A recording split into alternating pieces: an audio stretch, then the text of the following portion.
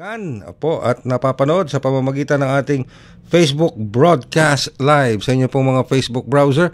I-type nyo lamang Radyo Pilipinas World Service. Gayun na rin po sa ating YouTube channel, ang ating pong YouTube channel sa inyong mga YouTube browser. Type nyo lamang Radyo Pilipinas World Service, and of course sa ating live real-time audio streaming sa inyo pong mga cellphone. Kung kayo'y merong smartphone, i-download nyo po yung ating punta lang kayo sa Google Play. Kung kayo naman ay may iPhone or Apple phone, punta po kayo sa App Store. Doon po sa browser ng inyong mga cellphone, type nyo lamang PBS eBox o eBox PBS Receiver. E as in elephant, V as in Victory, O as in October, and X as in Xerox.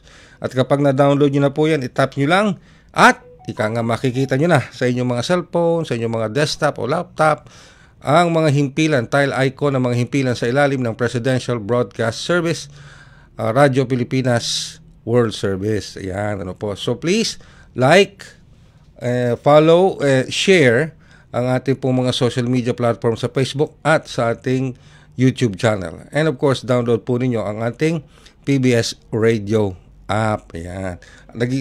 Alright, at ngayon po, ngayong araw na ito, sa Babangon sa Makabayang Serbisyo Publiko, tayo ay tutungo sa Roma, sa Vatican. Yan, sa Holy See.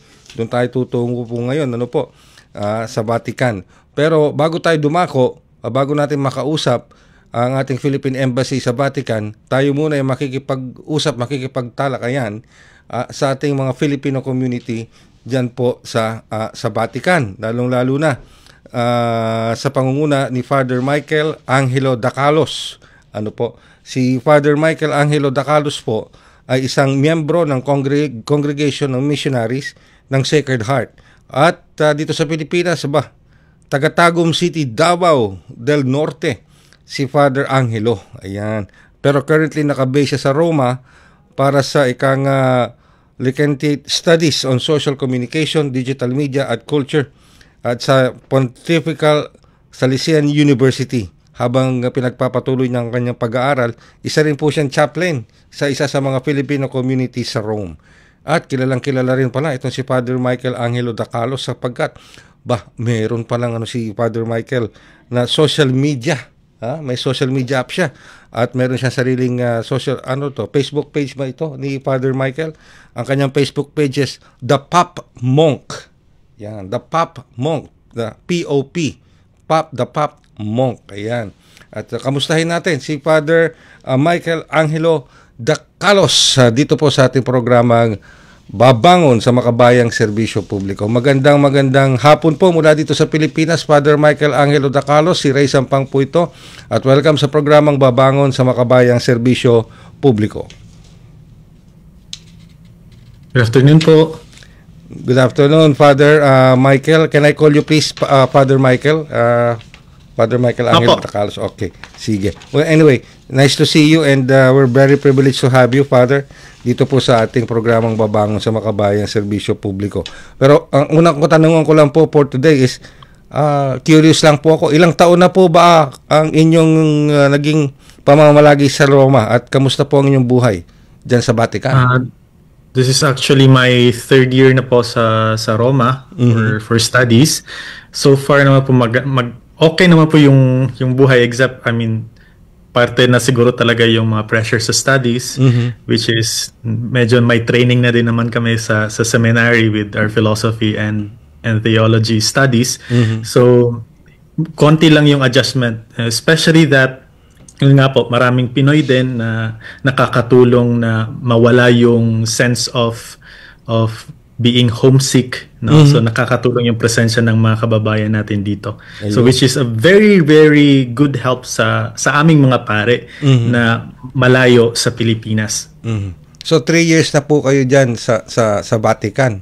Father Michael. Pero saan po kayo nagsilbi naman dito sa Pilipinas before going to Vatican? Before sa Roma po, yung first assignment ko after ng ordination ay sa Agusan del Sur, sa San Luis. So, isa po siya sa mission area namin na mga Missionaries of the Sacred Heart sa Pilipinas. So, doon po ako inassign bilang assistant parish priest sa aming mission parish sa San Luis. Yun, okay. At taga ano pala kayo? Taga Davao del Sur? Tama po ba? Davao del Norte. I'm sorry, Davao del Norte. Ayan, okay. Sige, taga Mindanao. Ayan, ano po. Ano po bang masasabi nyo tungkol sa Filipino community natin sa Roma? Marami ba tayong mga Pilipino na naninirahan at nagtatrabaho sa Roma? Bukod po sa mga religious sa pagkakaalam ko po, mga nasa 80,000 or more yung mga Pilipino dito sa Roma. And then sa Philippine Chaplaincy naman po, meron po tayong nasa humigit kumulang 50 or 53 Filipino communities na yung Central Chaplaincy ay malapit lang po sa isang papal basilica. So yung Philippine Chaplaincy natin doon, yung tinatawag na Centro Filipino. So doon po yung center, and then while many smaller communities are distributed sa buong Roma. Sa iba't ibang parokya naman para makapag-integrate din sila sa local parish. So okay. Usually po ba ano ang mga trabaho o occupation ng ating mga Pilipino na nandiyan dyan? Of course, bukod sa ating mga religious priest and nuns na nandiyan dyan po ngayon, ano po ba ibang mga trabaho pinagkakaabalahan ng ating mga kababayan? Yung mga first migrants po dito yung mga 1970s pa, may 1960s to 1970s.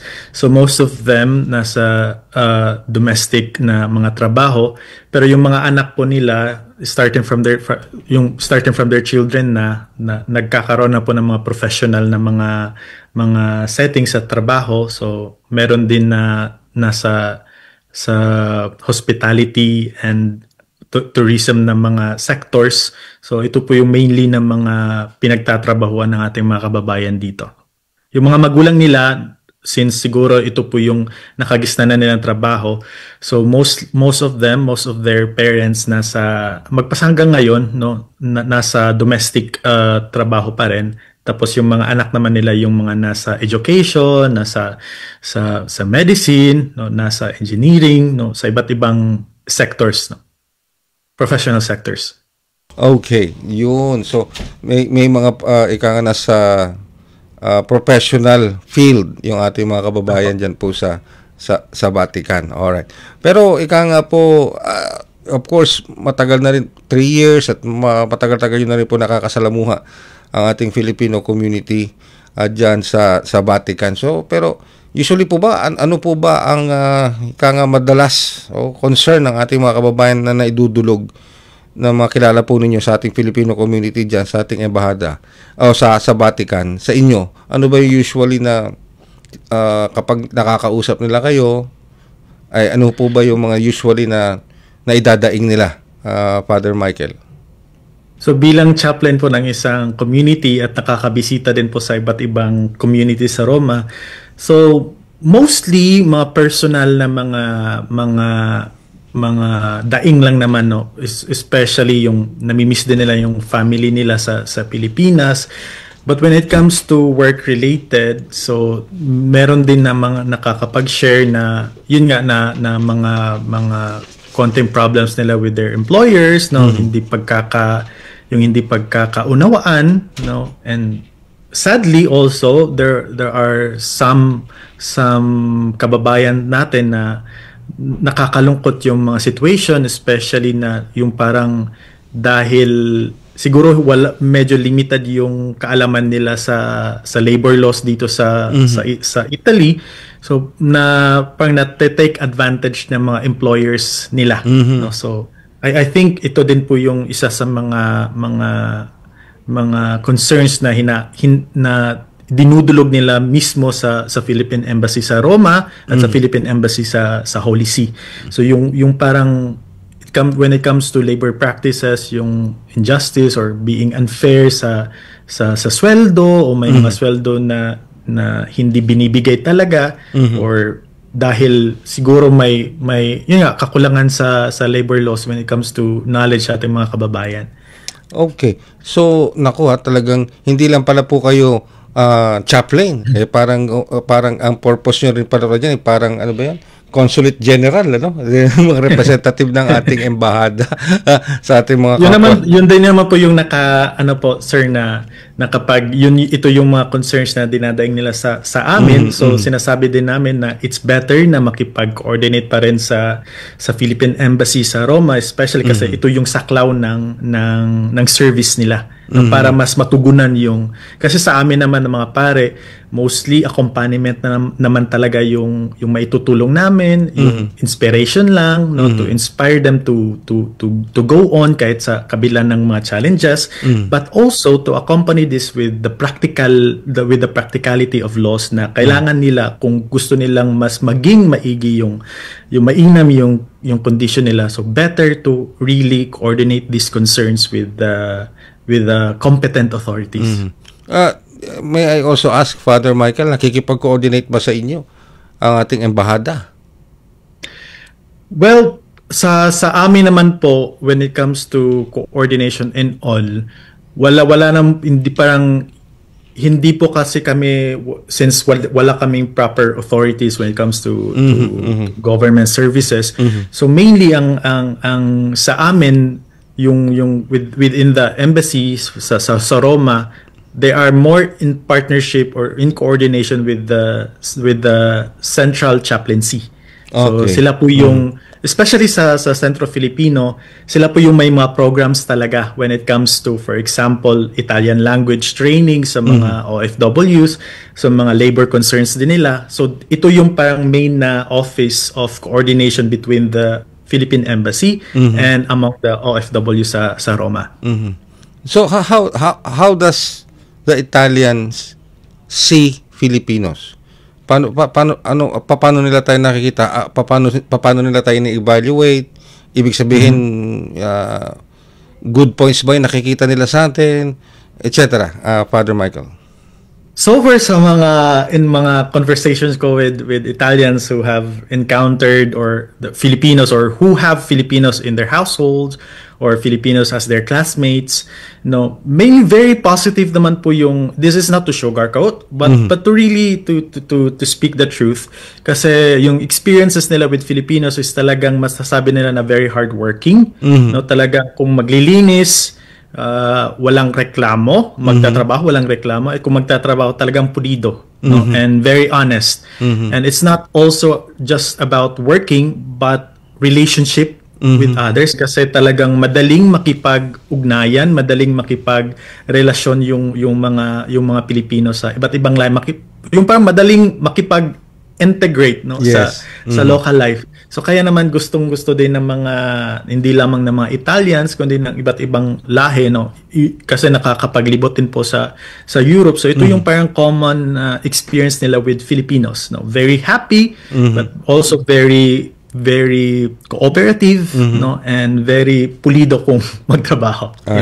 Okay. Pero bago ako dumako dito, kasi sa mga nakikinig po sa atin, alam ko marami nanonood sa atin ngayon na followers ni Father Michael Angelo Dacalos, kasi sapagkat meron siya sariling Facebook page, yung Pop Monk, at bago kami sumalang ngayon, sabi sa akin ni Step, marami na nag-aantabay sa panayam natin na ito kay Father Michael Dacalos, Michael Angelo Dacalos. Pero before I go to that, matanong ko lang po, ano po ba yung mga programa, proyekto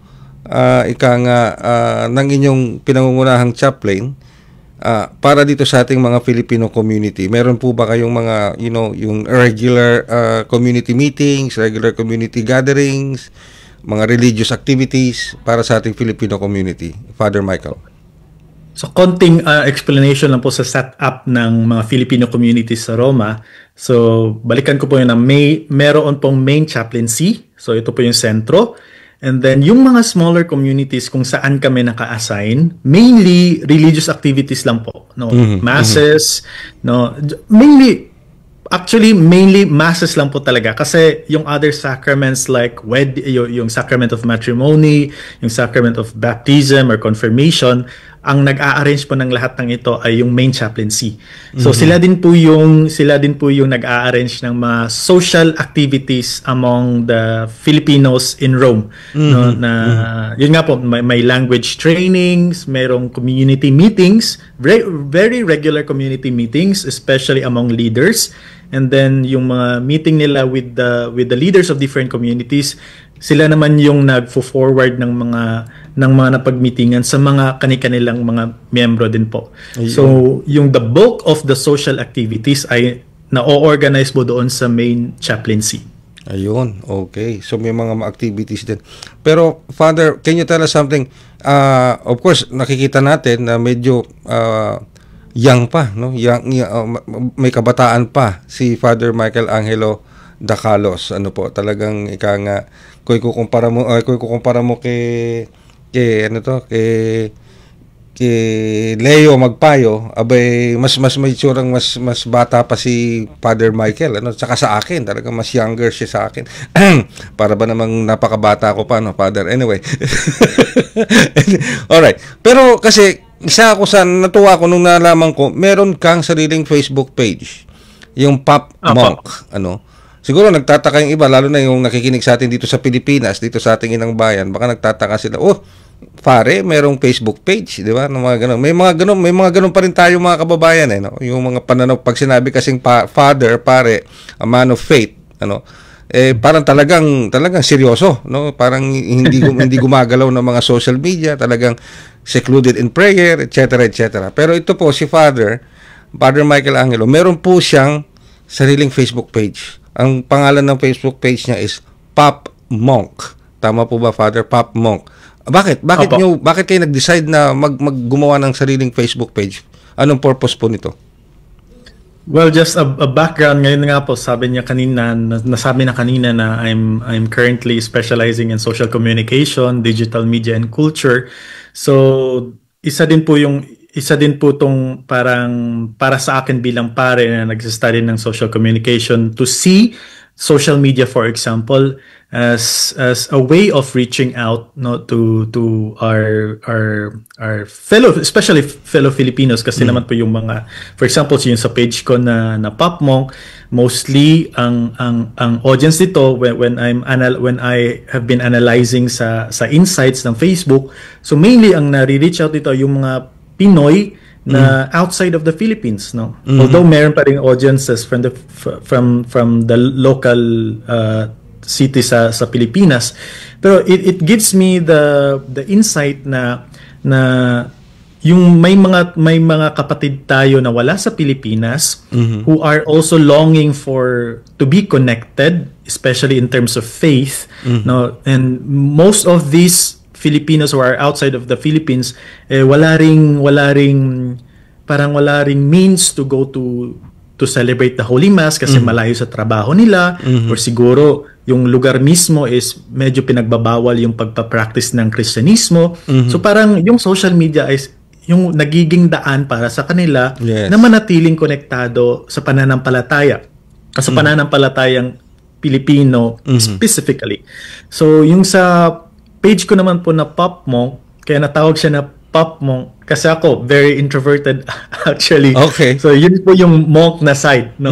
But the pop na side is that while I'm very much introverted, I also very much love pop culture. So parang pinagko-combine ko sila na my love for pop culture, so music, films, etc. is parang titingnan ko sila with the eyes of faith.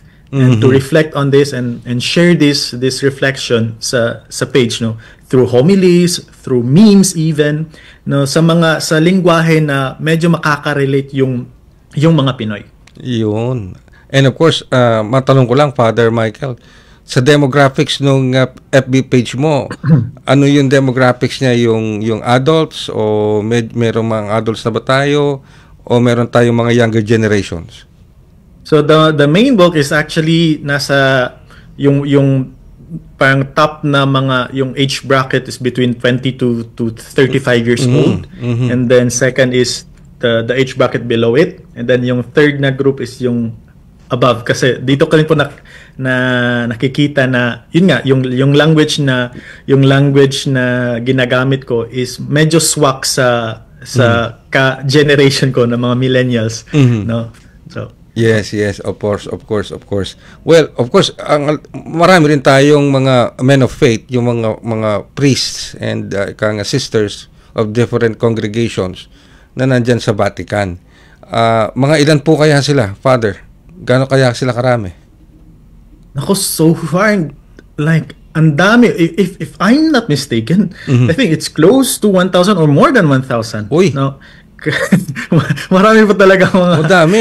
Minsan nga hindi na kami nagkakakita-kita kasi sobrang dami, no. So mainly yung mga main events lang talaga kami nagkikita-kita, like the activities na ino-organize ng Philippine Embassy to Italy and Philippine Embassy to the Holy See. Ito yung mga main events kung saan kami nagkikita-kita bilang mga religious na nasa Roma. So, yun, okay. And speaking of that, madami po talaga, madami. And speaking of that, of course, si Pope Leo the 14th, si Pope Robert Francis Prevost or Pope Leo the 14th, how does he see the Filipinos, especially Filipino priests and Filipino nuns o yung mga sisters natin? Paano ba? How does he treat us dyan? So far, wala pa po talagang very specific na experience or very specific na knowledge about how the Pope, the present Pope is considering Filipinos. But I think he really has a very good experience with Filipinos in general, kasi naka-visit na rin siya sa Pilipinas when he was still the general of the Agustinians. So marami na siyang experience with Filipino hospitality, with how Filipinos work, no, especially marami ding mga Pinoy tayo na nasa sa Vatican mismo na nagtatrabaho, na mga sa Cardinal Tagle, for example, mga monsignors natin na who are also working in different dicasteries, are many of Filipino sisters are also very much active in the Vatican itself.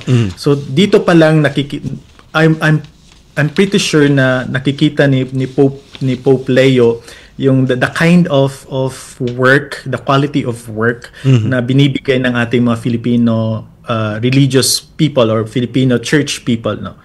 So I think he has a good experience with without a doubt, he has a good experience with Filipino work ethic. All right. But before I end this interview with you, Father Michael, I just would like to know, what made you decide to become a man of faith? What made you decide to become a priest?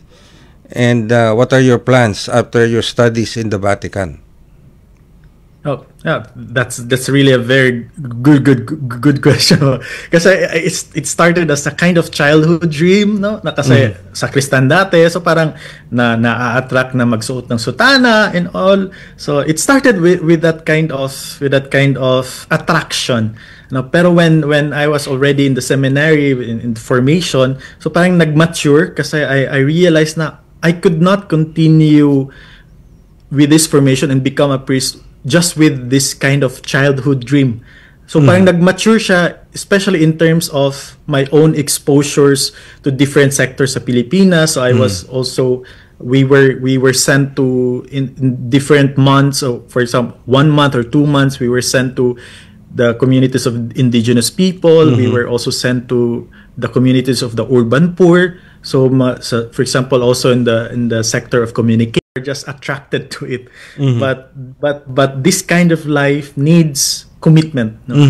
Needs a faith that does justice, that sees the importance of justice and equality and peace even. So ito po yung nagiging inspiration ko to move forward, kasi alam naman natin na marami pang kailangang pagtrabahuan, no? Hindi lamang in terms of the needs of the civil society, but also especially in the very special context of the Philippines, nandoon pa rin yung pananampalataya. So doon ako nagkakaroon ng continuing inspiration to go on with this life.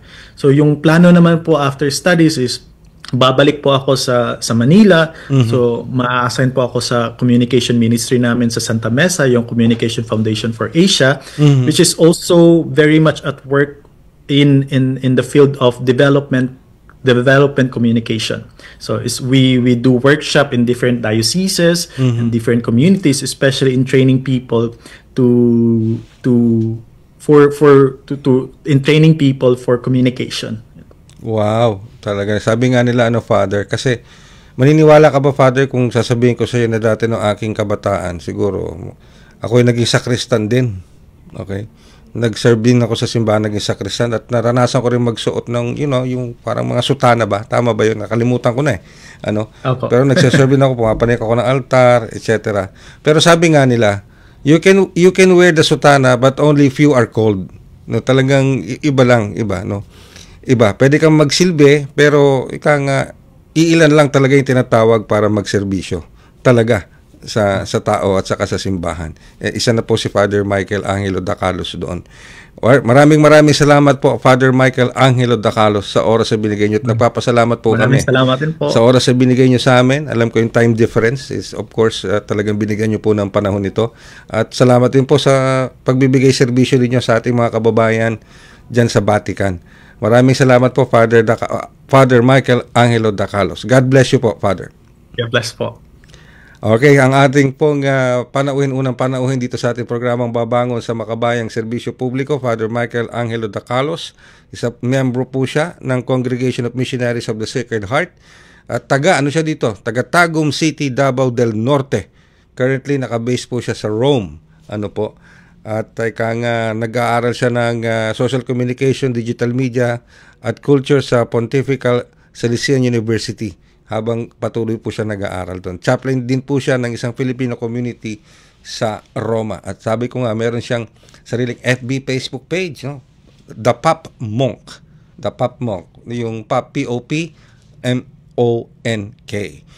Magbabalik po kami at sa aming pagbabalik, makakasama na natin nating Philippine Embassy, of course, sa Vatican o sa The Holy See. Makalipas lamang po ang ilang paalala. This is a public service announcement. Discipline is the key. Umiwas sa aksidente sa daan. Ang pagmamaneho ay may kaakibat na responsibilidad. Hindi basta mapaandar lang ang sasakyan. Kilatisin ang sarili. Ang kahandaan sa manibela. Siguruhing inyong konsentrasyon ay hindi magagambala. Importante rin na ating laging isipin, init ng ulo ay huwag pairalin, bagkus kaligtasan ng lahat ang siyang dapat unahin. Isang mahalagang paalala mula sa Presidential Broadcast Service at Radyo Pilipinas, Radyo Publiko 738. This is a public service announcement. Public service announcement From PBS, Presidential Broadcast Service at Radyo Pilipinas, Radyo Publiko 738. Time to celebrate kulturang Pinoy. Tradisyon, musika, sining, literatura at iba pa. Anything and everything fun and Filipino. Ito ang Pinoy Kultura. One of the fondest memories I have as a kid is riding the jeepney. It made me feel like a king. Dahil ito ang King of the Road. The jeepney or jeep is a cultural symbol that has transported us to school, the office, sa mall, at sa iyong first date. Mura, makulay, at mabilis. Yan ang ating jeep. Maaari bang umusog-usog ng konti? Sakay na! Yan ang Pinoy Kultura because our culture is cool. Ay, kayo po'y patuloy na sumusubaybay sa ating program.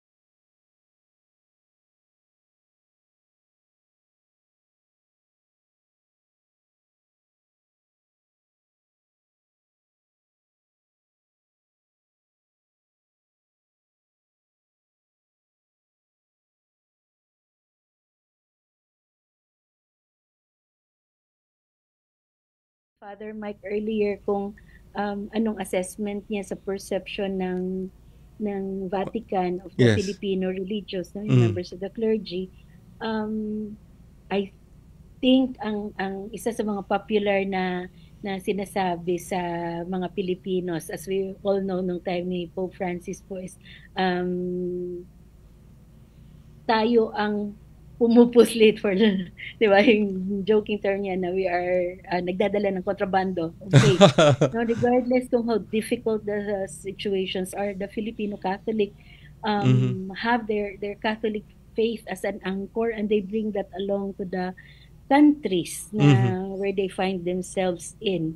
And naipapasa din nila not just to their families but to the communities that they have settled in the foreign countries that have adopted the Filipinos. Wow. All right.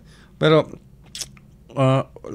like I said, just to clarify, Your Excellency, iba po yung mga nagtatrabaho sa loob ng Vatican sa Holy See. Tapos iba pa rin yung mga Pilipino sa labas, because of course may Italy, Vatican is a state within a state, di po ba? And of course iba naman yung sa Italy, because we have a separate consular office or embassy sa Italy. Tapos iba rin yung sa Vatican. So once they leave, lumabas sila sa Vatican, sa border ng Vatican, they are already under the jurisdiction of another Philippine consulate or embassy. Tama po ba yun? Yes, well, so there are actually 2 embassies here. So kami po is the Philippine Embassy to the Holy See. And there is a Philippine Embassy to the Italian Republic plus other countries under its jurisdiction. So in terms of the Filipino community that is under our coverage, we're looking at the Filipino priests, nuns, and seminarians. Strictly speaking, Filipino priests, nuns, and seminarians who are working at or working with the Vatican, but that's actually a very small community po. So if you look at yung talagang Filipino na nagtatrabaho sa Vatican, in the different dicasteries there. Ang dicastery is like our executive department. So you have, of course, ang ating highest ranking is si Cardinal Tagle. Yes. And there are several other Filipinos who work sa different dicasteries doon. So sa mismong opisina ni Cardinal Tagle, we have 2 monsignors. And I understand, I think there's a Filipino sister that will be coming in soon sa Secretariat of State na nila, yung parang foreign ministry nila. Diba meron na po tayong 4 na active na apostolic nuncios who are already deployed in their posts, and there's several other junior officers. By junior I say yung mga first secretary. Wow. Yung magiging nuncio eventually. These are Vatican diplomats na nasa post din nila. There's actually a young Filipino priest from the Archdiocese of Capiz who has just been deployed in Africa for first posting. But mayroong isang Filipino Monsignor who is now based here after his recall from completing his tour of duty from New Zealand. Then you have meron tayong isang madre who is working at the dicastery for causes of saints. So diba sila yung dicastery na in charge sa pag doon sinasubmit yung mga applications, proposals for magiging santo yung isang candidate, no? And then we also have one Filipino Agustinian. He belongs in the congregation kung saan nanggaling si Pope Leo, who is with the dicastery for consecrated life. So siya naman, ang dicastery naman nila is in charge of parang overseeing yung mga different congregations, different religious orders. And we also have actually a lay worker, to say hindi po siya pare or madre, who works with the dicastery for promoting integral human development. And kasama po niya is isang consecrated person, isang focolare. So, Your Excellency, may mga activities ba ang ating Philippine Embassy sa Vatican under your, of course, leadership?